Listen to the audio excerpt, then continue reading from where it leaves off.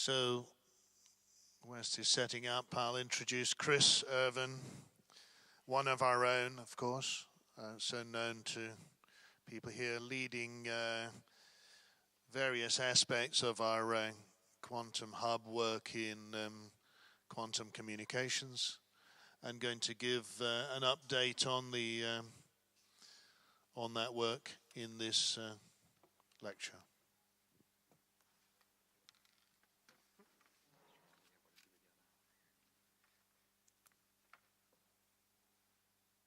Oh, is that yours? Yeah.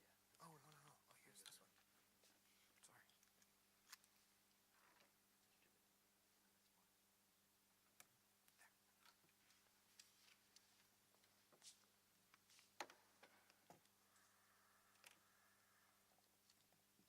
Sorry.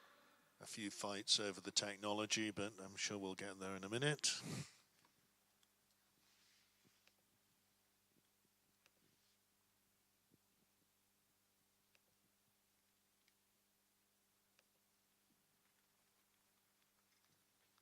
So Chris Erven, Quantum Communications and Networks in Bristol. Hi there. Thanks, John. And thanks to the organizers for giving me the opportunity to talk today. My name's Chris Erven. I'm a lecturer here at Bristol with CQP and QECDT. And the very first thing I'll say off the bat is I might be the talking head today. I'm going to talk to you about quantum communications and networks in Bristol, but I'm one of a very large team here. You can see all the people there. Actually, to the point where it's going to be a very high-level talk. You'll probably have questions. Where's all the quantum comms people in the audience? Put up your hand. John, yeah. So you can ask me in the break, but you can also ask all of these people when you have questions as well. So what am I going to talk to you about? Richard Murray yesterday gave a very nice segue in talking about these quantum technology hubs. The UK proverbially put its money where its mouth was and donated something like £270 million towards quantum technologies. And I'm primarily going to give you basically a progress update about all the stuff we've been doing in the Quantum Communications Hub here in Bristol. There's the Honorable George Osborne up there telling us how great quantum technology is going to be in the future. It's worth noting there's 4 hubs. Bristol's a large partner in 2, the Imaging Hub, and so that's John and Jonathan Matthews and their team that leads that. I'm going to tell you about the Communications Hub in a second. NKIT, we actually have a table, I think, at the back there, so go have a chat to them, and there's one at Birmingham as well.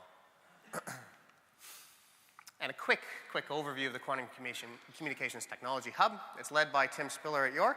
He's the director. There's 4 work packages led by John and Mark here at Bristol, Andrew at Trell, and Gerald up at Heriot-Watt. It's actually 7 institutions. There should be 7 schools in here somewhere, and a bunch of key partners as well in industry.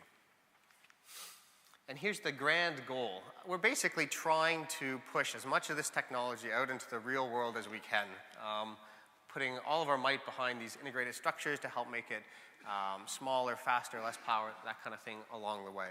And it's broken up to 4 work packages, and I'll just give you a sense, very high level, of the progress so far, about a year and a half in. So the first bit, this is the handheld QKD. It's led by John here and his team. And we're really thinking cheap and cheerful QKD here, with an asymmetry between Alice and Bob, so you can get sort of 10-pound Alices, very simple, very small, where you're maybe authenticating yourself to your ATM to take out cash, or rekeying soldiers' radios in the morning at an army base, something like that. And some of the targets we're after real, fully engineered quantum systems, all of the driving electronics, all the classical post-processing, we want these on there as well, not just a sort of a lab-based demonstrator.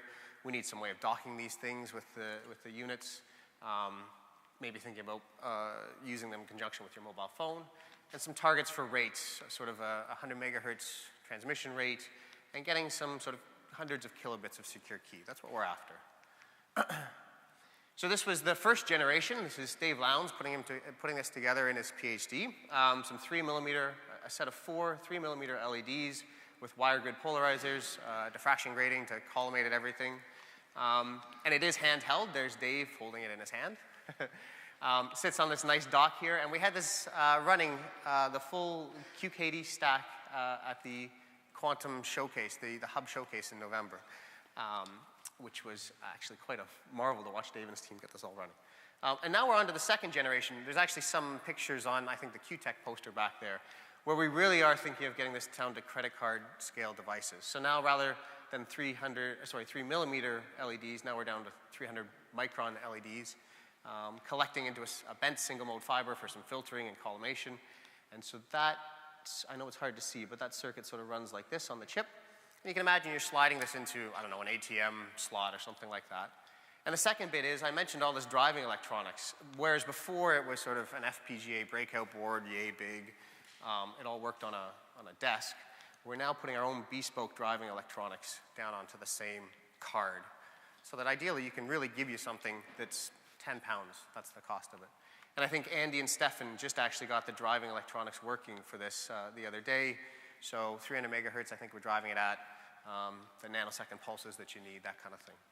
And it's also worth mentioning we have a second generation Bob unit as well. This is where the asymmetry comes in. Can you imagine that you have many cards you put out into the field for a couple of pounds, and then you have an expensive Bob unit that everybody comes up to. And again, it's being designed in a modular fashion where you can slot in and out different detectors, because maybe you want to work at different wavelengths for different reasons, work at different protocols, things like that. Here's the second work package, and this is being led by Mark Thompson.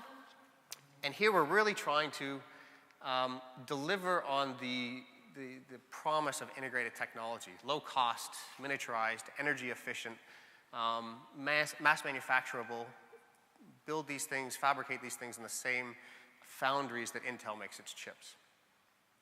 And some targets, we want to demonstrate these chip scale QKD systems, and I'll show you in a second how far along we are. And again, it's this fully integrated packaged solutions that we're after, and putting them out into real networking scenarios. So progress.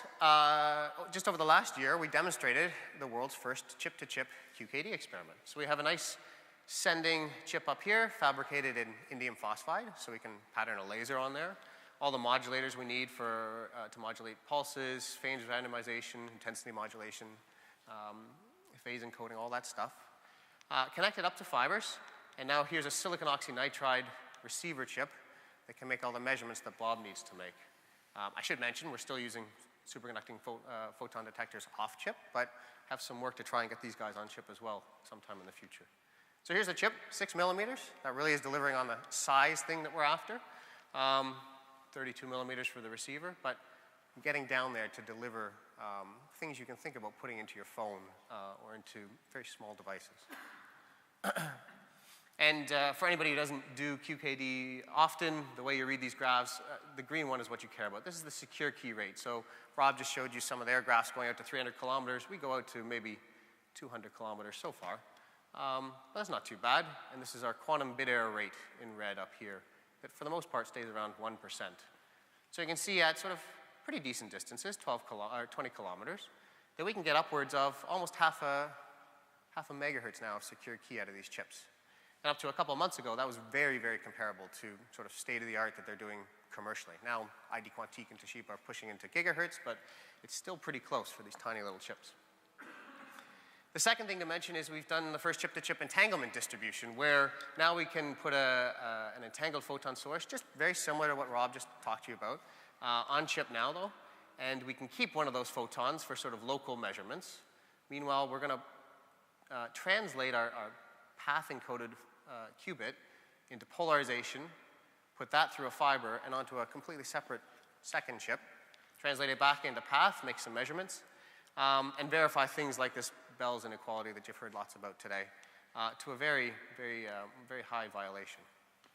So that's another sort of basic building block, not just for QKD, but quantum communication in general when you start to think about teleportation, things like that.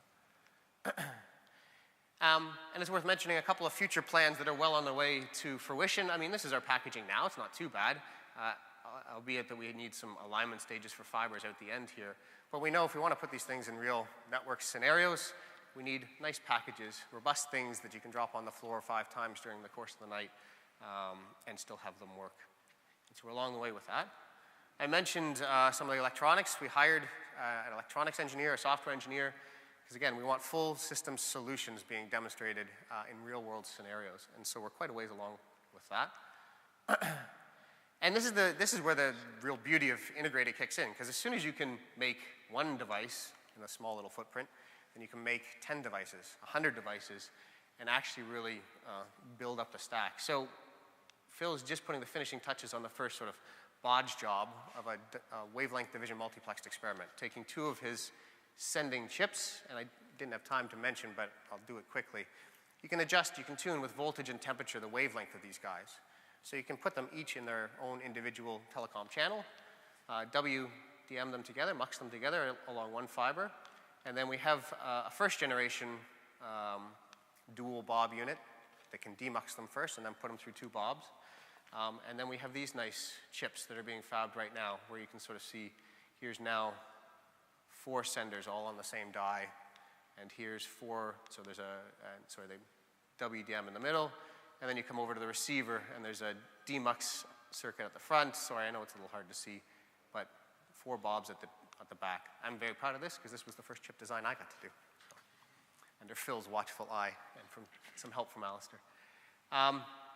And also we're looking, this is all in not quite silicon yet, but we have some other experiments going on to do some polarization encoding in silicon, to do that same time bin encoding in silicon, and even time bin entangled photons in silicon.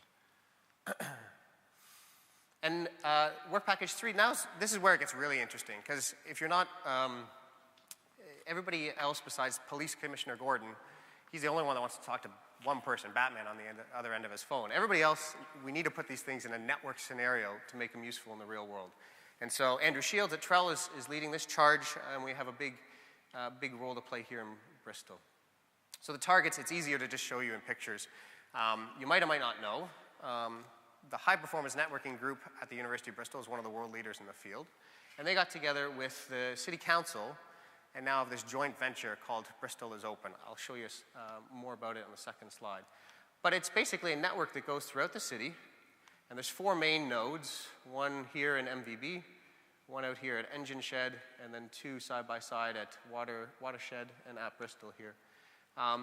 And so this is an available resource for all sorts of classical stuff you might want to do, and we basically got wind of it and said, that's great, can we quantum secure it? Try and get some of our devices out into the real world. And so we're doing this here in Bristol. Cambridge is doing the same thing up there. And the nice bit is HPN also administers the National Dark Fiber Network. So there's fiber that goes all the way from Bristol via Reading into London and then up to Cambridge. So by the end of the hub, we want to connect up these city networks and quantum secure them.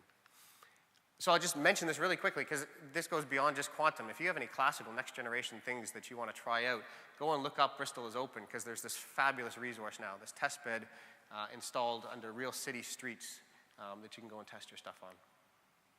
So all the main nodes have a common stack of equipment, a massive 192 by 192 switch, off of which you can hang whatever you'd like, EDFAs, filters, servers, and this common sort of set of equipment here. Critically, we've got this space up here where we can add our quantum devices up top.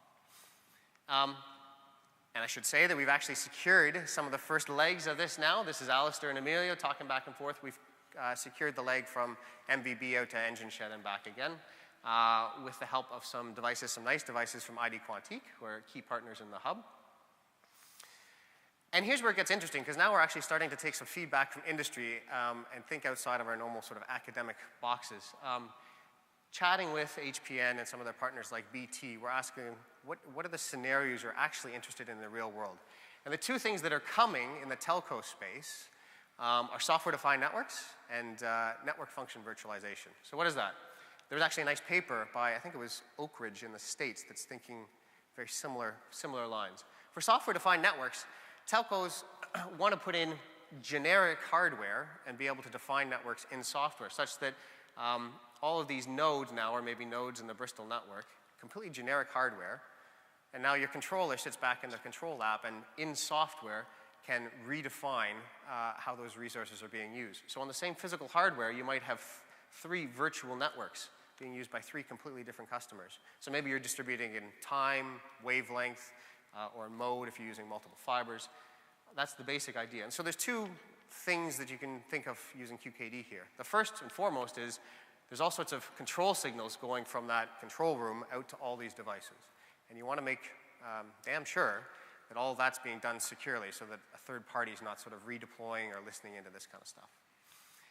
And the third bit is if we put quantum links, quantum devices on all these links, it's another resource that we can put into these algorithms and think of time sharing and sharing in different wavelengths and giving them as a resource to users of these networks so that BT comes in and wants to use not only classical resources but quantum resources. And then the second one, sorry, I was looking for good pictures and had a hard time finding them. Maybe just listen to me. The other thing coming is network function virtualization, where it's taking this idea even one step further. Rather than putting in hard-coded devices, they want to put in generic computing hardware and define what it does, again, in software, so that you put some generic computing hardware there, and today it'll act as a firewall, and maybe the next day it'll act as a router, and the next day it'll act as something else. But again, there's three ways where security comes in here. Number one, there's all sorts of control signals that have to go back and forth, and you hope that's secure. Number two, there's a central repository of essentially virtual machines. There's a virtual machine that represents a firewall. There's a virtual machine that represents a router, all being stored at a central location. And when you want to instantiate one of these things, you got to send it over the line. And again, you want to send this securely because you don't want somebody slipping in a couple little bits of code in there that's suddenly going to mirror all that information and send it to a third party. This is actually, I mean, it's a real attack. Juniper just had one of these attacks exposed. Somebody slipped in just a little bit of code, and a nameless third party was listening into all those conversations on the network. And I should mention, did I include this slide? Yes, okay. We've actually done some of the very first experiments with HPN of this. So we've secured the orchestration layer. So basically the control, distribution of all these virtual machines. We time shared some ID Quantique devices between sort of one Alice and multiple Bobs. And we're distributing all these virtual machines in real time and did some of the first experiments there. The last one I'll just mention, it's sort of a catch-all. I've talked about lots of quantum key distribution, but there's more than that. And so we have this next generations works package where we're looking at things like quantum digital signatures, multi-user scenarios, things like that. So, I mean, it's a great opportunity to put it to you guys. If you have any interesting ideas you'd like us to test out, come talk to us because we have a whole work package dedicated to sort of what's next. But with that, George has given me the evil eye, so I've probably used up my allotted time, and I'll thank you for your attention and happily answer any questions.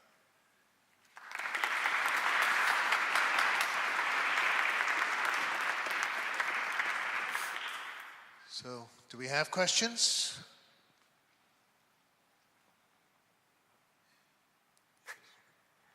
One back there and then one further forward. I kind of missed it a little bit in the, I guess it was in work package 1, this notion of the asymmetric Alice and Bob, and Alice has a chip that she inserts into a module. Credit card. What's the use case there? I mean, if she's interacting directly with this module, they're right next to each other, they could be trading private keys, that sort of thing. What's QKD adding to that hardware? Partially, it's, we're searching for industry partners to tell us what the use case is there. There's two that we have in mind. Authentication to your ATM, those false front panels, they happen all over the world. You're vacationing in Thailand and go to take out cash and you come back to the UK and suddenly it's all gone in your bank account. This stuff does happen in the real world. But we also have some sort of defense partners where, rekeying soldiers' radios is time consuming. There's literally somebody that walks around with a USB key or the equivalent in the morning. And you can either think of doing it a little bit quicker with a credit card scale device or maybe short free space links when you're sitting in a base situation. Because then now you're talking sort of maybe 100 meters or so. Okay, second one I get. First one is an authentication problem, and I thought this was something QKD was not good at. As long as you pre-share some key, and again, it depends on your scenario. If you're thinking about a soldier's base, then at some point, the general probably got introduced to all of his soldiers under his command. So if you're in that kind of a scenario, authentication is not such a problem. If you're talking about me wanting to talk to anybody in the world on the internet, then suddenly it's a bit more of a problem. So it's application specific. And there was a question here. No question there. Same question. Was there another one, or are we out of questions and into panels? Maybe I think we could move on to the, given that we're running behind time a little, we'll move into the panel discussion session, which I think, does it come with a break? I didn't check the timetable, probably not. We go straight into a panel discussion. So if the panel members could come up, and let's, in the intermediate, thank the two speakers again for